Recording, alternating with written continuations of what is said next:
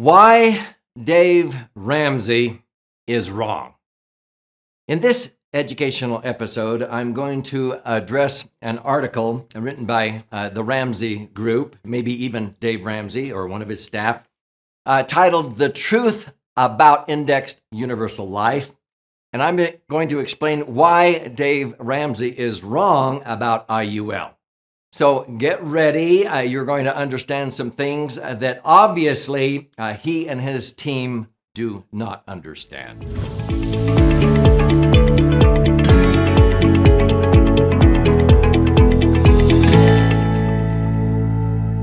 So I'm Doug Andrew. I've been a financial strategist and retirement planning specialist now for nearly 5 decades, helping people optimize their financial assets, minimize taxes, and empower what I call their authentic wealth. And I've been doing this as longer than Dave Ramsey. I happen to know him, and I know he had some bad experiences early in his life. I lost a home in foreclosure early in my life, and that's when I learned that real estate equity was not liquid safe, nor did it earn a rate of return. And so I chose to keep all of my investments in a position of liquidity and safety of principal, earning predictable rates of return tax-free. So I chose a certain pathway with my clientele, and I understand and respect Dave Ramsey chose to pound another key about getting out of debt and doing it his way and not leveraging. Actually, leverage is a marvel or miracle, and I often teach that leverage without liquidity is stupidity. Most of the time, many simple advisors will say, let's just hurry and get out of debt as quickly as we possibly can, and then they get into trouble when they lack liquidity, okay? But what I want to address is an article that he has posted about the truth about indexed universal life insurance, because it's very obvious from the second paragraph on that they don't know what they don't know about indexed universal life. And so that's what disturbs me the most. I want people to actually know the truth, and they are not telling the truth in this, and I honestly think they don't know the truth, okay? And so it sort of reminds me back during the presidential administration of George H.W. Bush. You may not remember, but his vice president was Dan Quayle. And Dan Quayle oftentimes got criticized by the media because he sometimes was not aware of some of the things going on in the world. And people questioned, is he really qualified if he became the president of the United States? And there was a joke that went around when he was down in Latin America that he said, oh, golly, I wish I would have studied Latin more when I was in school so I could have conversed with those people. Well, it was a joke, but it meant, golly, sometimes he didn't really understand maybe the languages or what have you. Well, this is what concerns me. It's obvious from this article that I'm going to go through that the Ramsey Group does not really understand the language of indexed universal life, and it's very obvious right from the second paragraph on. And there's 6 places in this article where they totally reveal their ignorance regarding indexed universal life. Now, in my very first book, Missed Fortune, I say in there that the worst form of ignorance is when we reject or we poo-poo something that we know very little or nothing about. And that's why I'm concerned in this video episode. So just to help you understand, I'm normally not one that would, go after or try to attack another financial advisor, even if I don't agree with their approach to things. But it's obvious that they are not holding back. This is what they begin the article with. Life insurance is something everyone needs. I agree. But there's one kind of coverage getting attention over the past few years that nobody should have. That's a pretty strong statement. It's called indexed universal life insurance. And then it says this: it's a Frankenstein's monster rip-off product that tries to mix insurance with a gimmicky investment, but winds up falling short in both departments. Sound too bad to be true? It's very real, and you should avoid it at all costs. I read that kind of vernacular and I go, oh my heavens, you don't know what you don't know, because we have thousands of extremely successful, savvy people who own indexed universal life insurance policies, and they have earned average rates of return like I have of 9.62%. If you understand the rule of 72, your money will double every 7.5 years at 9.6%. And I've had many, many people who maybe deposited $500,000 over a 5-year period into a properly structured, max-funded indexed universal life insurance policy. And that $500,000 doubled to $1 million in 7.5 years, doubled to $2 million in another 7.5, to $4 million in another 7.5, and then to $8 million. So at the end of 30 years, they have $8 million. Yeah, we've got clients who have $8 million in their indexed universal life policies, generating $600,000 to $800,000 a year of tax-free income without depleting principal. That will knock the socks off of the same amount of money in most IRAs or 401ks invested in the market in this country, because you only have to earn an average of let's say 10 and net 9 in an IUL, and that's not taxes you're paying, that's the cost of the insurance that the IRS says has to be there, which they say are expensive fees. No, that's money that would otherwise go out the window in unnecessary tax. In an IRA or 401k, earning 12%, which Dave Ramsey says you ought to average 12. Actually, most people are not averaging 12, but if you did, you earn 12, and in a 33% federal and state tax bracket, after paying tax at 12, you're only netting 8. After fees, you're only netting 7. Would you rather earn 12 and net 7 or earn 10 and net 9? That's what I've done in max-funded indexed universal life. Now, a lot of these naysayers, they say, well, I've never seen one that does that. And I go, well, really? I would agree that probably the vast majority of universal life policies sold in America were not structured correctly and funded properly. But to say, I've never seen one, so I don't think they exist, would be as shallow as saying, well, have you seen your brain? No. Well, how do you know that exists? Folks, these are incredible when they're structured correctly and funded properly. But let me just go through and highlight some of the things right off the bat. I mentioned in the second paragraph, it very obvious to me, they don't know what they don't know. It says, indexed universal life insurance uses your premiums to pay for 2 features. Bullet point number 1, a death benefit for your family or estate. Okay. Second bullet point, a cash value account that's tied to an indexed fund. That's why it's called indexed. Wrong. I was one of the very first agents in America in 1997 when ING came out with the first indexed universal life. And ever since the very first one, and now there's probably a couple of hundred companies that offer indexed universal life, I've never seen one take the cash values of that insurance policy and invest it in an indexed fund. Right off the bat, I go, they don't even know what they're talking about. They're making assumptions here.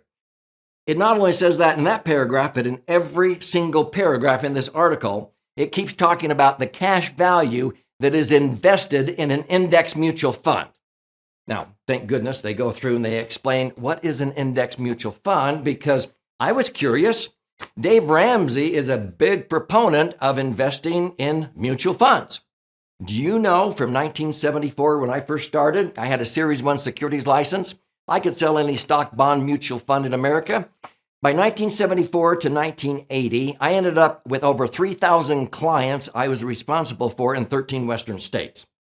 And we were selling them term insurance and investing the difference in mutual funds. I was a huge buy term, invest the difference proponent, just like Dave Ramsey is today. And then what happened in 1980? E.F. Hutton, who was not an insurance company, they were a brokerage firm. They said, what are we thinking? Why don't we use the multi-trillion-dollar insurance industry, which is not only the backbone of America, but the backbone of the world, and they're the best money managers in the world. Let's put money into insurance policies And let's do the opposite. Instead of trying to get X amount of life insurance for the least premium, let's get the least amount of insurance the IRS will let us get away with and put in the most premium the IRS allows. And this thing will turn into a tax-free cash cow, because in the Internal Revenue Code, now for over 108 years, money inside of a permanent life insurance policy accumulates tax-free under Section 72E, all the growth, the dividends and everything, interest and dividends. You can access the money tax-free under Section 7702, and when you ultimately die, anything left in there blossoms and transfers income tax-free under Section 101A. Nothing else in the Internal Revenue Code does that. But see, it was E.F. Hutton that said, let's take the least amount of insurance. Now, there's a lot of agents that still don't understand how to do this, but it means clear back in 1980, I had clients put in $500,000. Back then, you could put it in one fell swoop. And they immediately started to turn on $50,000 a year of tax-free income. They were earning 11 3/4 to 15.5%, which was better than the mutual funds they had been owning. They were never happier than when they got their money out of the market. They were earning, let's go clear down to 11, earning 11 and netting 10. What was that 1%? It was the cost of the insurance that the IRS had to be there, or it wouldn't be tax-free. But $500,000, and they turned on $50,000 of tax-free income. They've been doing it ever since. You show me what you would have to be earning in a mutual fund to net 10% after tax fees and everything else. And so sometimes I look at articles and I go, where have you been? Okay. But I'll admit the vast majority of universal life that was sold was not structured correctly to do what I'm talking about. But that is why E.F. Hutton came up with the idea. So I've had thousands of clients utilize universal life, and then interest rates came down. And in 1997, they introduced indexed universal life. And you wouldn't believe how many advisors like Dave Ramsey, I guess come by it honestly, they assume that indexed universal life means it's like a variable universal life where you're taking the cash value and putting it into an indexed mutual fund. No, I've never owned a variable product. I never will. My clients were never happier than when I got them out of the volatile stock market. So I'm going to explain simply what indexed universal life is. It is not an indexed mutual fund. And 6 times in this article, they keep talking about indexed universal life means they're taking the cash values and investing it in an indexed mutual fund. No, they're not. That's putting money in the market. Let me put it this way. If you owned an indexed universal life in the year 2008, when the market dropped 30, 40%, if you had $1 million of cash value in the S&P 500 in that index, at the end of that year, your million would have been worth only about 600,000. I don't care if it's in the market or if it was in an index fund. Our clients who owned indexed universal life in 2008 did not lose one dime due to that market downturn. If they had $1 million at the beginning of that year, they had $1 million at the end of that year, they did not lose one dime. They may not have made anything, but they didn't lose because it's not invested in an index mutual fund. This is what they're assuming. And immediately I go, they don't know what they don't know. So then they go through and they talk about, the fees are extremely expensive. Well, then you haven't seen one done correctly. Usually my clients, over the life of their IUL policies, if they earn 11, they net 10. If they earn in a given year 16, they net 15. I've had clients earn 25 and net 24. In March of 2020 to March of 2021, many of our clients got credited 61.33%. Some got credited 158%. We had a client in March of 2020 in his IUL policy that had $850,000 of cash value. 1 year later, in March of 2021, because of COVID-19, the market went down and came back up again. He got credited 61.33%, over $500,000. He ended up with $1,382,000 of cash value after 1 year. Now, if the next year the market had crashed 25, 30, 40%, he would not have lost one dime of the $500,000 he made from March of 2020 to March of 2021. That's called lock in your gains and reset. I'm positive from reading this article that if I ask the Ramsey team, what does it mean to lock in your gains and reset? I would get a deer in the headlight look from them because they would have no clue what I'm talking about. You lock in your gains and reset every single year.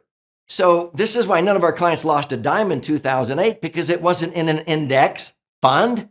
And the first 90 days of 2009, most of our clients locked in gains that year of 16% tax-free after not losing a dime in 2008. People who had their money in the market, it took until 2012 to make back what they lost. So when people start criticizing Index Universal Life, they say, trust us, okay? This is a ripoff. You're only going to get modest returns. Well, my average client has been earning between 7 to 10% tax-free, but there's some years they get credited 16, 25, 61, and 158%. We've had many, many clients who, after 10 years, their cash value in their IUL policies far exceeds the illustrated amount at 9% when they took out the policy, because we used to illustrate at 9, now we only illustrate it at 5.5 or 6%. We usually under-promise and way over-deliver because we know how to structure them correctly. So let's just cut to the chase. What is an Index Universal Life? What is an index fund? They explain an index fund is where your money is invested in a mutual fund in the market where it's volatile, and an index like the S&P 500, which is a common index, that's a measuring tape. If the Standard & Poor's 500 companies, if it's up, okay, you invest in an index fund, you're just spreading it out. So as they say, you get an average of what the S&P does. Yeah, people do that to diversify, and they claim in this article, oh, we can do better than that by picking the stocks. Okay, so what? Maybe you can earn better than the index fund. Most index funds will average 9.14% over a 20-year period. That's before tax. Most people buy and sell at the wrong times. Dalbar, who studies investor behavior, says the average retiree with money in the market is only really earning 3.49%. Why? They could be earning 9.14 if they left their money in there, if they bought and held, but they panic when the market starts to go down 20, 25, 30%, and they sell low. And then they wait till the market goes up, and then they buy high. So the average return is only 3.5%, which is what precipitated the 4% rule in the financial services industry. They only want you to pull out 4% a year. On $1 million nest egg, $40,000 a year. Why? Because the average person is only earning 3.5%. And that's going to slowly deplete your nest egg, but hopefully not before your LE, your life expectancy. Why would you settle for 4% payouts? $1 million nest egg generating $40,000? Even if you earn 12% like Ramsey says you should, Dalbar says, no, you'll probably only average 9. After tax, if you're earning 9, you'll net 6 in a 33% combined federal and state tax bracket. If you're earning 12, you'll be lucky to net 8. I can earn 11 and net 10. I've earned 11.17 and netted 10.07, usually within 1 percentage point or thereabout of the gross rate of return because I structure it correctly. So what is indexing? An indexed universal life means this. I'm going to super simplify this. Let's say that I have $1 million of cash value in my IUL policy, okay? And it doesn't matter if you have 100,000, 10,000, 10 million, you can extrapolate from this example. If I have $1 million in my IUL policy, it is safe in the insurance company and it's earning their general account portfolio rate. Now, insurance companies are conservative. This is where banks and credit unions put 30 to 40% of their tier 1 assets for liquidity and safety. We learned this in 2008 when 400 banks went under, 900 more were on the brink of going under. The federal government asked the 5 major banks in America to disclose where they had their tier 1 assets for liquidity and safety. Guess where banks disclosed? In insurance companies. Now, I'm going to simplify this if you understand how money works, and the Ramsey Group should understand this. If you put your money in a bank and the bank is paying you a measly 1%, every million they borrow of OPM, other people's money, the bank is paying out $10,000 a year in interest. Are they just a benevolent institution? They're taking 30 to 40% of their tier 1 assets and they're putting it into insurance companies, the backbone of America, and they were earning in 2008 an average of 5%. on the general account portfolio of the insurance company. What's that? The insurance company is like a very, very conservative mutual fund. They put money in AAA and AA bonds, some on mortgages on shopping malls and skyscrapers, but they only loan 50% loan to value. If they have to foreclose on a skyscraper or shopping mall, they come out smelling like a rose, okay? That's why we have very few insurance company failures. In fact, in the Great Depression, some real estate dropped 80%. Banks closed, 40% never reopened again. How many legal reserve insurance companies went under in the Great Depression? 0. They came through crediting 2.5%, 3.5%. I knew I could do better than that. That's why I was a proponent of buy term, invest the difference from 1974 to 1980 until I learned about universal life. E.F. Hutton said, let's buy term, invest the difference under a tax-free umbrella. It's like buy term, invest the difference on steroids, okay? I got it. That's all universal life is buy term, invest the difference under a tax-free umbrella. So, what happened in 2008? When the banks were failing, there was not one single legal reserve insurance company that went under in 2008. There were a few that were like for 90 days insolvent because they couldn't call their mortgages due or whatever. And they maybe had a little bit of stimulus money for about 90 days, but they paid every bit of it back. They came through with flying colors out of the thousands of legal reserve insurance companies compared to banks. So it's the last domino that would fall. But if I have $1 million sitting in the insurance company in an IUL policy, if I feel bearish about America in a year, I can just settle for the general account portfolio. If I think like we're headed into a recession, I'll just say, just pay me the general account portfolio rate. Back in the 1980s, interest rates were high. CDs at banks were paying 10. With my IUL policies, actually universal life from 1980 to 1997, I never got credited less than 11 3/4. I earned as high as 15.5. So I just settled for the general account portfolio rate. But when interest rates started coming down to 8, 7, 6, 5, then they came out with indexing. Now, this is what I can do. If I feel bearish about America, I can settle for the general account portfolio rate. Let's say that's 4%. Okay. So the insurance company on their mortgages and their bonds, they're earning 5. They need one of those percentage points for their profit. I'm going to net 4. Okay. So at $1 million, I can settle for 4%, 40,000, which is 4 times what banks are paying. But at least I'm earning 4% instead of losing money in a mutual fund when the market dives.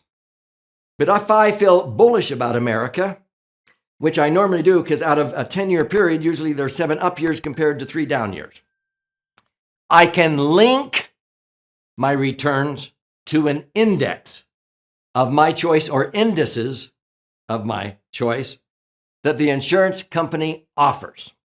So did you notice I use the term link? I can link my returns to an index or indices of my choice. I could use the S&P 500, the Dow Jones, the Russell 2000, the Barclays US Dynamic Balance Index. I can diversify big time.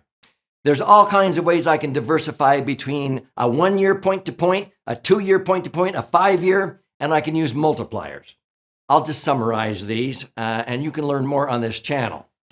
But when people say, Doug, I've never seen a universal life insurance policy earn 16% or 25% or 61%, I don't understand what you're talking about.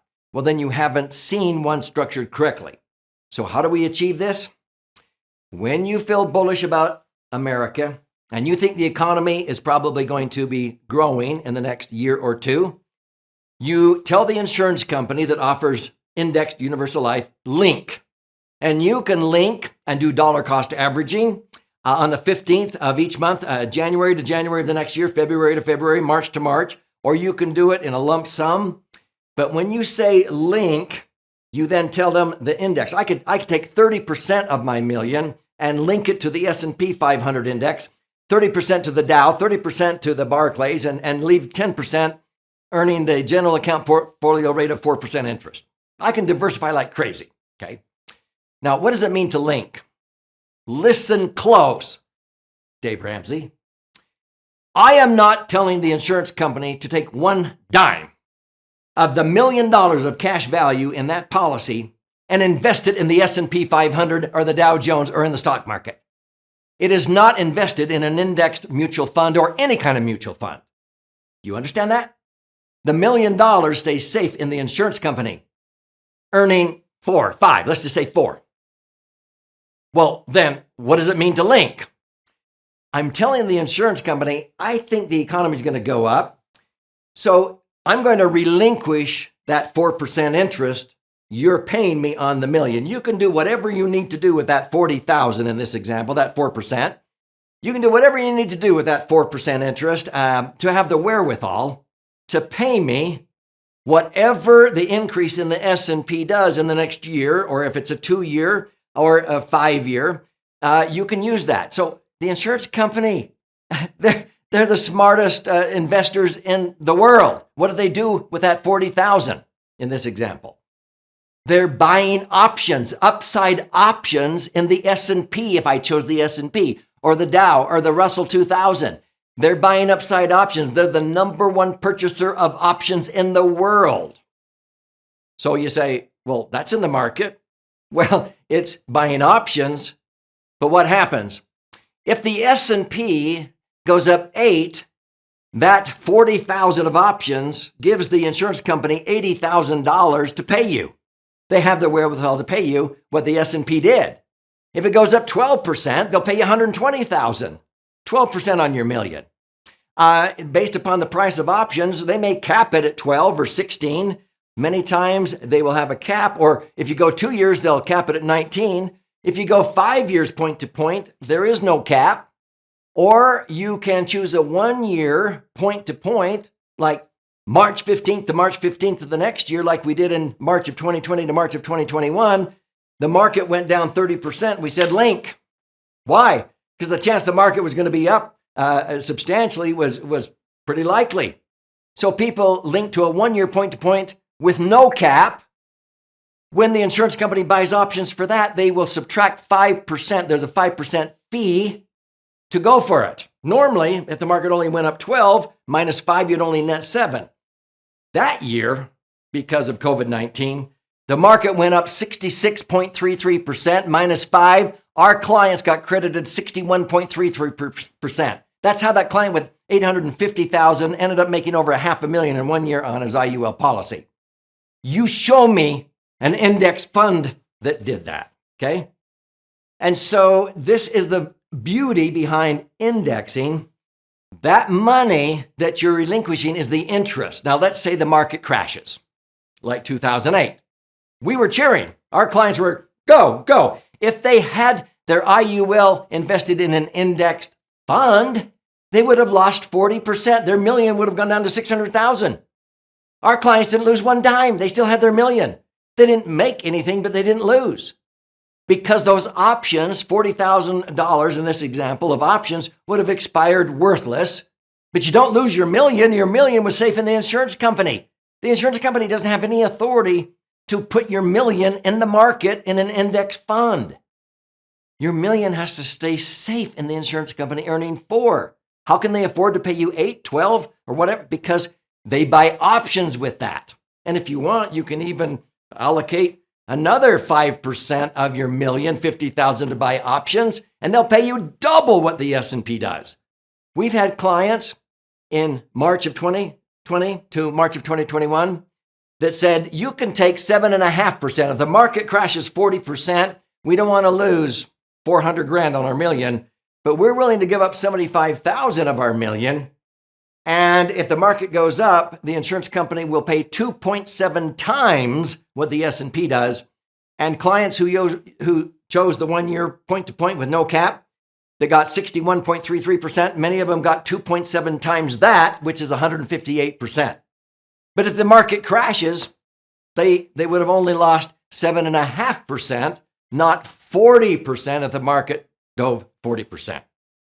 Now, if this is going over your head, no wonder the Ramsey team doesn't understand this. But as soon as I started reading the article, I went, oh my heavens. Talk about, they don't even know what they don't know. They're assuming indexed universal life means you're investing in an indexed fund. Nothing could be further than the truth. So An index fund, your money is in the market. You will lose. It's like a variable life, and I've never owned one. When you use indexed universal life, your money is safe in the insurance company. You're relinquishing the interest on your money to fund an options budget, so the company has the wherewithal to pay you 8, 12, 60% if the market goes up. But if the market goes down, the options expire worthless and you still have your principal.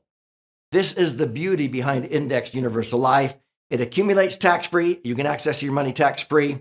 I've had many, many clients who have accumulated $1 million, $2 million, $4 million, $8 million, and they're able to access a 10% payout on an $8 million IUL policy. I'm talking about cash in the policy, $800,000 a year of tax-free income. It doesn't show up anywhere on their 1040 tax return. The IRS knows they're receiving it, but they know it's tax-free. Nothing else comes close to this. That's why my clients were never happier than when I got them out of the stock market and into indexed universal life, because they're out of the market. It's not in an index fund. So I have over 100 questions that I could ask some of these advisors, like the Ramsey team, but I'm going to read just 5. And you will probably get a deer in the headlight look from these advisors if you ask them these questions, and we're going to superimpose them up here on the screen. But here's what I would ask. How does TEFRA, DEFRA, and TAMRA tax citations play into a permanent life insurance policy structured for living benefits, not just the death benefit? Now, if they don't know what TEFRA, DEFRA, and TAMRA means, that's a sign, it's a red flag. If they go, I've heard of those terms, but or if they try to make up an answer, that's a red flag. Question number 2. What is the GSP, and how soon can an IUL policy be max funded for a 50-year-old male? They should know the answer to that question right off the top of their head. If they don't even know what GSP means, that's a red flag. Question number 3. How does the amount of insurance that is being charged on a max funded IUL dramatically reduce? They say in the article, the cost of insurance gets more expensive as you get older. Well, then how does the actual amount of insurance that's being charged by the insurance company dramatically reduce as much as 95% by the 20th year of the policy? IUL policies that I've owned for 20 years cost me 1/20th what they did when I was 20 years younger. The cost of insurance actually gets cheaper as you get older when they're structured correctly. Most of these guys, they don't even understand why. It's because you're self-insuring. You are becoming self-insured by the 20th year. If I put in $500,000 and the minimum death benefit for a 60-year-old is $1 million, that $500,000 doubles to $1 million within 7.5 years. In 7.5 years now, there is no net amount at risk. The insurance company is only going to charge you for the net amount at risk. If the cash value equals or exceeds the original death benefit, there is no amount at risk to the insurance company. You're now self-insured. Your cash value has become the death benefit. You wouldn't believe how many insurance agents do not understand what I just said, okay? Question number 4. If an IUL policy holder has $1 million of cash value in their IUL policy linked to the S&P 500 index, and the market dropped 40% in 1 year, as it did in 2008, how much would the cash value have reduced due to the market crash in that year? Now, if they say 40%, it's an index fund, that's the S&P. They don't have a clue what they're talking about. It would not have reduced one dime. It would have still been worth $1 million, because that's what happened in 2008. They didn't lose a dime during that crash. So what amount would be in an S&P 500 index fund at the end of the same period? $1 million would have only been worth about $600,000. So they're making the total wrong assumption, thinking that indexed universal life is money invested in an index fund. Is that making sense now? Here's the 5th question, and I have another 95 I could be asking, but if you get a deer in the headlight look from an advisor asking them these questions, that's a red flag. Here we go. How does an IUL insurance policy during the life of the contract earn an internal rate of return, I'm talking about cash on cash, the premiums you're paying into it. How does it earn an internal rate of return within 1% of the gross rate of return? In other words, if the IUL policy earned an average of 11, how is it netting 10% cash on cash tax-free rate of return on every premium dollar you put into that? Okay. And if they can't answer that and say, well, okay, what if I could show you a policy earning 11, netting 10? Why isn't that better than a mutual fund earning 12%, which they claim you ought to be able to earn, netting only 8% after taxes and fees? Would you rather be in a volatile mutual fund earning maybe 12 to net 8 or even 7 after taxes and fees? Or would you rather earn 11 and net 10 tax-free without having your money subject to market downturns? It's a no-brainer question. And so hopefully, even though I've gone a little bit on this video, I'm very passionate about this. And this is why sometimes I finally get a little bit fed up when I read an article that poo-poos something that I know the truth, and they act like they know the truth. And in the second paragraph and 6 additional times, they make a total false assumption about what indexed universal life is. So hopefully this has been beneficial. Share this with people who have been misled by such articles. And if you want to learn more, watch some of the other educational videos on this very channel. If you want to learn more about how to structure an IUL policy correctly to fund it properly, to perform as a superior capital accumulation tool, far superior than IRAs and 401ks and so forth, I would recommend you study my 11th book called The Laser Fund. You simply can claim your free copy. These retail for $20 on Amazon, but go to laserfund, laserfund.com, or click on the link below. You contribute a nominal amount towards the shipping and handling, have some skin in the game, and I'll cover the rest of that cost, and I will pay for the book. It's 300 pages. Now, it's actually 2 books in one. This side, the white side, is about 200 pages, 14 chapters, with all the charts and graphs and explanations of how this works. If you learn more by stories, you flip the book over and you read this one. This is about 100 pages, 12 chapters with 62 chicken soup for the financial soul stories on how the Laser Fund is a superior capital accumulation tool, not just for retirement, but college funding for your kids. This knocks the socks off of a 529 plan. Working capital for your business, real estate management, emergency funds, on and on. It's like a financial Swiss Army knife, the dream solution for all kinds of financial goals. Nothing else allows you to accumulate your money tax-free, access that money tax-free, and when you die, it blossoms and transfers tax-free. And the internal rate of return can be within 1% of the gross rate of return when you structure it correctly. And when the market goes down, you do not lose a dime due to that market downturn. And you make money when the market goes up because your money is not invested in an indexed fund. Indexing is a strategy. An index fund is a commodity. Do you understand the difference? Learn more. This is about your brighter future. And if you want to talk to an IUL specialist who knows how to create an illustration correctly, you can also check that out when you're in there claiming your free copy of this book. This is about you and your brighter future. I don't want you to go down a dead-end street of buying term and investing the difference and then having to pay tax on it at the end of the day. Buy term, invest the difference under a tax-free umbrella, and it will be like buy term, invest the difference on steroids.